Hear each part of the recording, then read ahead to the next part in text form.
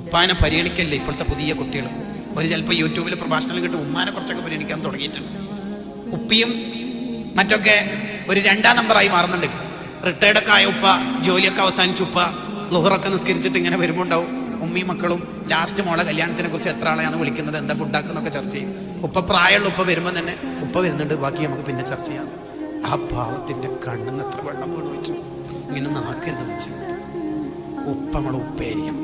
ഉമ്മ ഒറ്റയ്ക്ക് ഇരുത്തിയിട്ട് മക്കളെ കൂടി ഇരുത്തിയിട്ട് പറഞ്ഞു കൊടുക്കണം ഉപ്പാന്റെ മഹത്വം. ഉമ്മാനെ ബഹുമാനിക്കാൻ മാത്രമൊന്നുമല്ല ഇസ്ലാം പറയണത്. ഉമ്മ കഷ്ടപ്പെടുന്ന കഷ്ടപ്പാട് പൊതുവേ മക്കൾ കാണൂല. ആ പ്രസവം, ഗർഭം ചുമക്കൽ ഒക്കെ ഉപ്പ കഷ്ടപ്പെടുന്നതെല്ലാം കുറെ കാണുന്നുണ്ട്. പാവം രാവിലെ തന്നെ ജോലിക്ക് പോകുന്നതും ഒക്കെ കാണുന്നുണ്ട്. പിന്നെ കാണുന്ന കാര്യം വല്ലാതെ പറയാത്തതാണ്. തഫ്സീർ ഷാറാബി പറയേണ്ട ആ ആശയം. റീൽസ് എന്നൊക്കെ ഒന്ന് ഇറങ്ങിയിട്ട് പച്ച മനുഷ്യനാകും. നാട്ടുകാർക്ക് മുഴുവൻ സേവനം ചെയ്തിട്ട് ഉപ്പാക്കും ഉമ്മാക്കും നമ്മളെ കിട്ടുന്നില്ലെങ്കിൽ നമ്മളെ പരാജയം മണത്ത് തുടങ്ങിയിട്ടുണ്ട്. ഉപ്പ ഉമ്മ എന്ന് പറഞ്ഞാൽ നമ്മളെ ജീവനായിരിക്കും.